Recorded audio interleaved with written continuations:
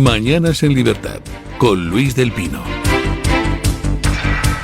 8 de la mañana, 7 de la mañana en Canarias. Vamos con las noticias de las 8 aquí en Mañanas en Libertad con la ayuda de doña Carmen Carbonell. Comenzamos este tramo informativo hablándoles del aniversario del brutal atentado terrorista llevado a cabo por Hamás en el kibutz israelí. El ataque dejó 1.205 personas asesinadas a manos de Hamás y más de 250 personas secuestradas como rehenes, de las que a día de hoy más de un centenar sigue en manos de Hamás sin saber cuántas de ellas continúan con vida. Tras este ataque, el gobierno de Netanyahu reaccionó con una invasión sobre Gaza en busca de cualquier rastro de los terroristas. A lo largo de este año, Israel ha luchado en 7 frentes: en la Franja de Gaza, en las regiones de Judea y Samaria, en el Líbano, en Yemen contra los hutíes, en Irak contra milicias aliadas de Irán, en Siria y en el propio Irán. Bueno, y tenemos la crónica que nos envía nuestro corresponsal desde Israel, don Mario Noya. Buenos días, don Mario. Buenos días, don Luis. El calendario nos dice que hoy es el primer aniversario de la matanza del 7 de octubre, la peor matanza antisemita posterior a la Shoah.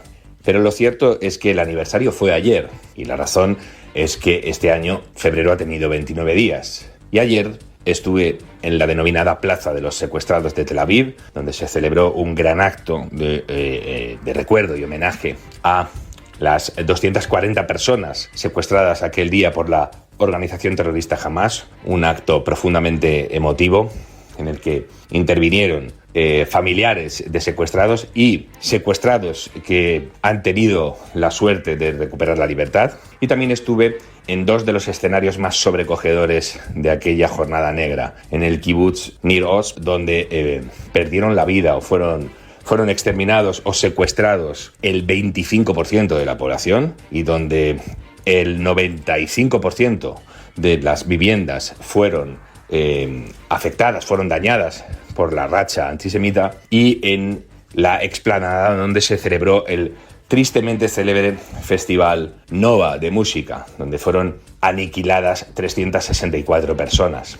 Hoy voy a volver a la Plaza de los Secuestrados de Tel Aviv y probablemente me encuentre con uno de los actores de la serie Fauda, Tzahi Halevi, que ha estado sirviendo en las Fuerzas de Defensa de Israel en este año de lucha antiterrorista.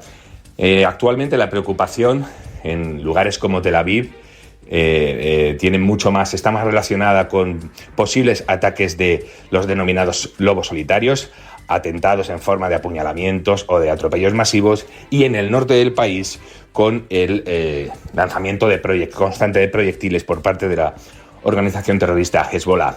Ayer mismo, por la noche, un proyectil procedente del Líbano consiguió impactar en Haifa y produjo daños de consideración en un restaurante, creo recordar.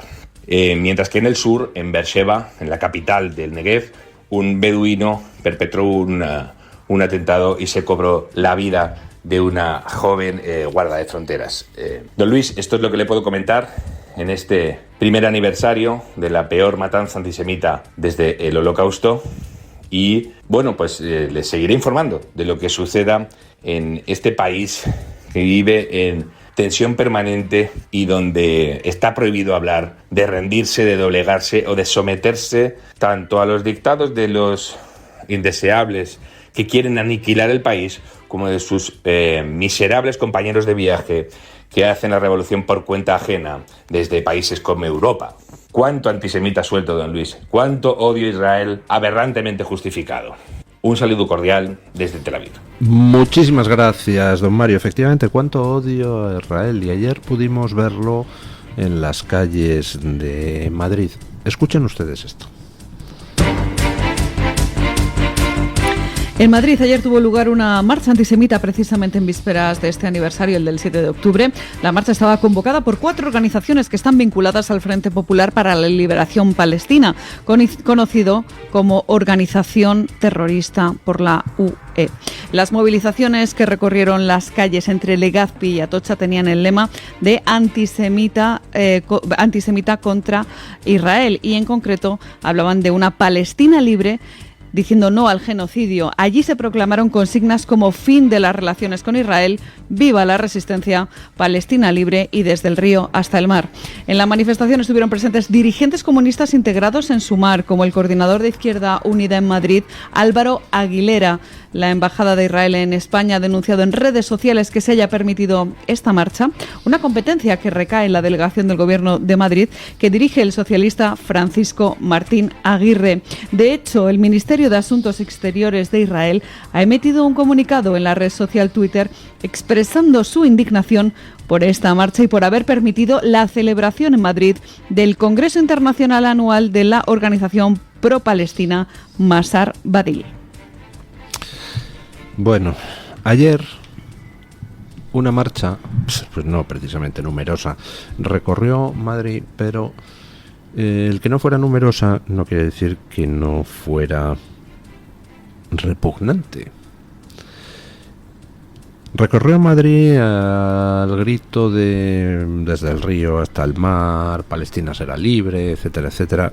Por ese grito, los que estaban presentes en esa marcha tendrían prohibido, a partir de hoy, poder solicitar la nacionalidad alemana. Ya saben ustedes que Alemania ha decidido que no se va a conceder la nacionalidad alemana a nadie que utilice consignas antisemitas como esa. Pero no es la única consigna repugnante que ayer se coreó. Ayer, víspera de la masacre del 7 de octubre, se coreó la consigna de que no es terrorismo, es resistencia. Ajá. Déjenme que me detenga en esa consideración. El 7 de octubre, entre las cosas que hicieron los terroristas, fue secuestrar a cientos de personas, hombres, mujeres, niños. Nos dicen nuestros antisemitas de la izquierda sumaroide que eso no es terrorismo, es resistencia. O sea que según ustedes, secuestrar niños es aceptable en ciertas circunstancias. ¿Qué niños se pueden secuestrar? ¿Los de quién? ¿En qué circunstancias es aceptable secuestrar niños? ¿Qué causas justifican el secuestro de niños? Entre las cosas que hicieron los terroristas del 7 de octubre fue violar salvajemente a mujeres israelíes. ¿En qué condiciones, queridos amigos de la izquierda sumaroide, está justificado violar salvajemente a una mujer? ¿Podrían enumerar las circunstancias en las que eso es perdonable o entendible? ¿Qué causas justifican el violar salvajemente a una mujer? ¿Podrían, por favor, ser un poquito más explícitos, ya que no es terrorismo, es resistencia? ¿En qué causa, en qué circunstancias la resistencia justifica secuestrar niños, decapitarlos o violar mujeres? ¿Violar mujeres es condenable o no, dependiendo de las circunstancias? Pues está muy interesante la doctrina, ¿no? Miren, cuando alguien desde la izquierda sumaroide les hable de feminismo, etcétera, etcétera, no se molesten en contestarles, no se molesten en argumentar, escúpanles a la cara, porque son gentuza que comprende que hay circunstancias donde violar salvajemente a mujeres está, en fin, aceptado.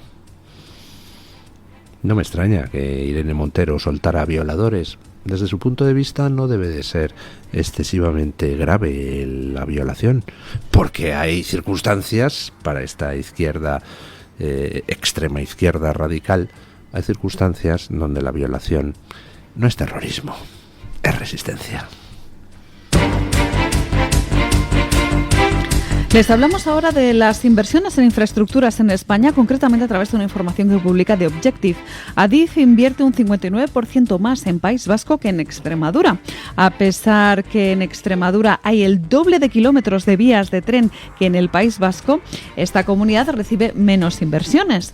Otro dato significativo que arrojan las cifras proporcionadas por Adif es que la inversión en Cataluña se ha disparado un 63% en la última década. Los datos facilitados por la administradora ferroviaria española abarcan la inversión en el mantenimiento de la red ferroviaria desde 2015 hasta 2024. En paralelo, Renfe también ha incrementado el capital destinado a Cataluña tras años de estancamiento que han provocado numerosas quejas por las incidencias, retrasos e ineficiencias del servicio que está gestionado por la Generalidad de Cataluña y operado por Renfe. Para este año, Adif tiene presupuestada una inversión total de 1.193 millones de euros para la red ferroviaria en todo el territorio español. Bueno. Resulta que el operador ferroviario dependiente del Estado invierte un 50% más en el País Vasco que en Extremadura. Qué sorpresa, ¿verdad? ¿Cuánto tiempo llevamos denunciando el tercermundismo de las conexiones por tren con Extremadura? Pues ya saben a qué se debe. A que hay que mandar las inversiones hacia el País Vasco, que no solo nos saquea a través del cupo vasco de una manera inmisericorde, sino que encima en aquello que depende de las inversiones del Estado se lleva la parte del león, dejando a los pringaos de los extremeños pues con los restos, con las zurraspillas. ¿Qué quiere que les diga?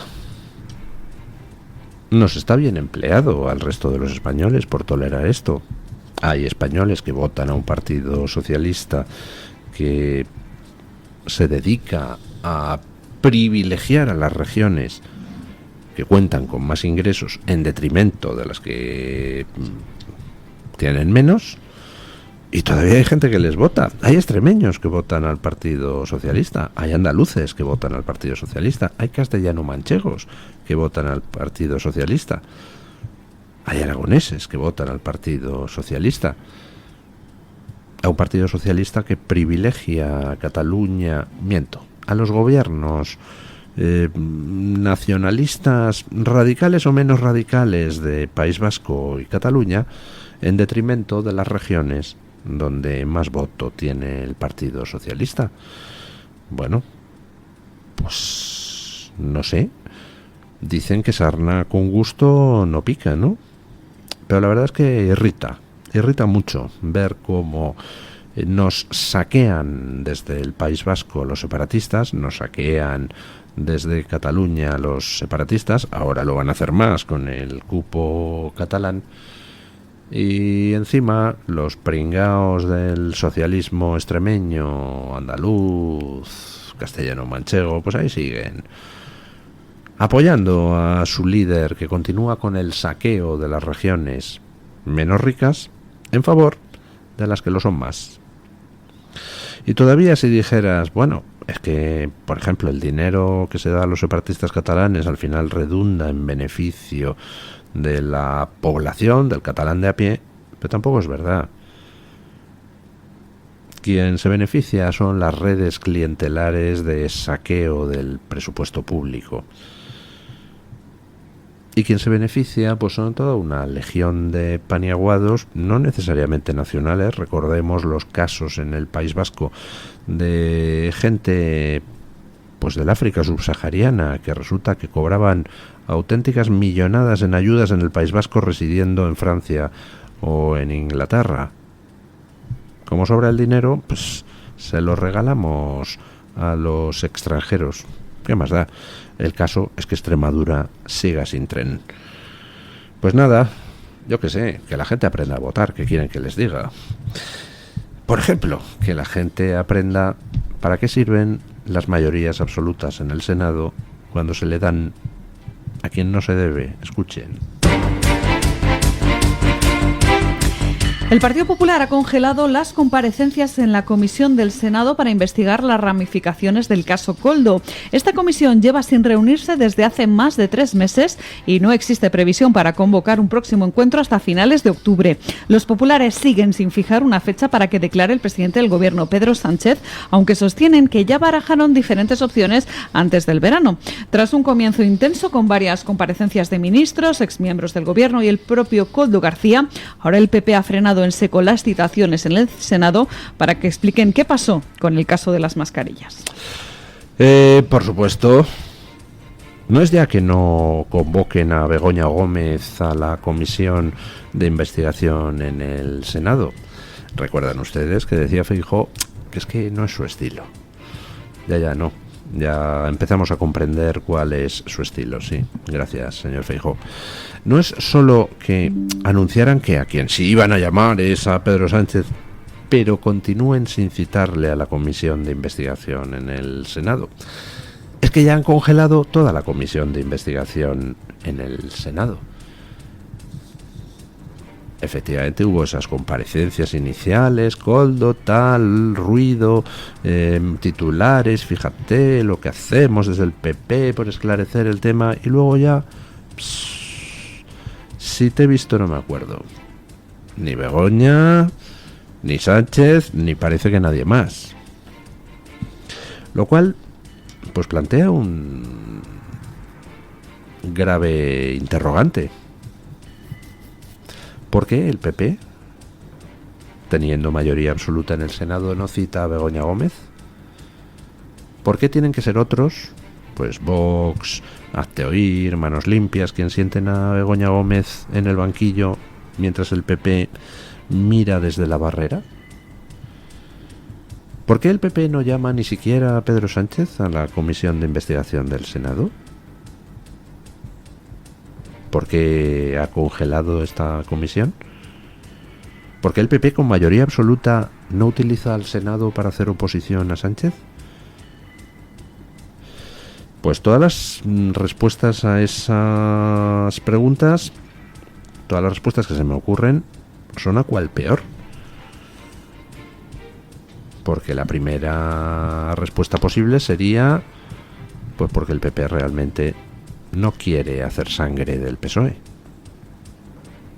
Porque en realidad, pues hombre, tampoco le molesta demasiado este juego bipartidista entre quien destruye España y quien no evita que se destruya. Primera posibilidad, pues eso, que al final tampoco son tan enemigos, ¿no? Pero es terrible esa respuesta. Hombre, habría otra, que es que entre bomberos no nos pisamos la manguera, ¿no? Yo no llamo a Begoña Gómez a cambio de que tú no llames a yo que sé. Yo no llamo a Pedro Sánchez a cambio de que Pedro Sánchez no llame a Feijóo. Yo congelo lo de la comisión de investigación del caso Koldo en el Senado, pues porque, en fin, no quiero que me abran comisiones para investigar otras cosas. ¿Tanto tiene el PP que ocultar como para no querer remover la porquería del caso Koldo? Porque mira que hay para remover. Hoy, sin ir más lejos, hemos estado hablando de los pagos canalizados a través de la familia de Koldo a José Luis Ábalos. Mira que no daría juego ahora una comparecencia de José Luis Ábalos en la comisión de investigación del Senado, ¿no? No sé, se podría sacar chicha. Mira que no daría juego una comparecencia de Begoña Gómez en la comisión de investigación del Senado, ¿verdad? Se podría sacar de ahí petróleo. Mira que no daría juego una comparecencia de Pedro Sánchez en la comisión de investigación del Senado, ahora que Pedro Sánchez empieza a estar bizcochable, empieza a estar blandito con la rebelión en ciertas federaciones del Partido Socialista. Mejor momento para empezar a meterle el dedo en las llagas no encontraría el Partido Popular, ¿verdad? Entonces, ¿por qué no hace oposición? No sé. Traten ustedes de buscar una respuesta. Al final uno mira y dice, ¿quién está atizándole a Sánchez? ¿Quién está sentando a Begoña en el banquillo? ¿Quién está todo el día intentando horadar como puede a este gobierno que lleva a España por la senda de la destrucción? Pues Vox. ¿Qué quieren que les diga? ¿Que a ustedes les parece que Buxade es feo? que Abascal pues es demasiado tonante, que yo que sé, Garriga pues es yo que sé, muy religioso, no sé, lo que ustedes quieran. Pero el caso es que quien se está batiendo el cobre es Vox. Día tras día, de la mañana a la noche. Vas a ver cualquier caso judicial y ahí te encuentras a Marta Castro, del Servicio Jurídico de Vox, sentando en el banquillo socialistas y gente mezclada en sus apaños. Vas a ver Madrid Central y resulta que quien le ha dado una bofetada en los tribunales a Almeida es un señor que se llama Javier Ortega Smith. Vas a Europa y quien se está enfrentando con el Partido Socialista es Vox. ¿Dónde narices está el PP? ¿Para qué ha servido darle al PP una mayoría absoluta en el Senado? Para que al final tramitaran la ley de amnistía y para que al final ni siquiera llamen a Begoña Gómez a preguntarle por los casos de corrupción en los que está presuntamente implicada. ¿Para eso sirve una mayoría absoluta del PP en el Senado? Bueno, pues volvemos a lo mismo que con el tema de los trenes y las inversiones de Adif. Si hay socialistas que votan a un partido si hay socialistas en Extremadura que votan a un partido que resulta que discrimina a Extremadura en comparación con el País Vasco en las inversiones ferroviarias, pues supongo yo que también habrá gente que votará al PP a pesar de saber que con su voto el Partido Popular lo que va a hacer es pues ayudar a Pedro Sánchez a zafarse de todos los casos de corrupción y de todos los escándalos que le afectan. Yo qué sé, será que es que el masoquismo está extendido entre la población española, pero bueno, yo por mi parte haré lo posible para que ese masoquismo, pues si sigue existiendo, que al menos sea consciente, que la gente sea consciente de que le están tomando el pelo. Vamos con don Santiago Hospital para que nos cuente qué trae hoy Voz Media en portada. Buenos días, don Santiago. Muy buen lunes, don Luis, para usted, para el equipo y para todos los oyentes. En Voz empezamos la semana contándoles del brutal impacto fiscal de la crisis fronteriza en Estados Unidos. Más de $1 billón. Más de $1 billón. Eso le costará al contribuyente americano la inmigración ilegal, según cálculos del Manhattan Institute, que desglosamos hoy en nuestra web, hablando con Daniel Di Martino, el economista detrás de este estudio. También os invito a leer un reportaje de mi compañero Joaquín Núñez sobre el regreso de Donald Trump a Butler, en Pensilvania. El candidato republicano se paró en el mismo escenario en el que el 13 de julio lo intentaron asesinar por primera vez. Fue un evento de campaña emotivo en el que se honró al bombero muerto durante el ataque y que contó también con la participación de Elon Musk, quien dijo unas breves, no tan breves, palabras.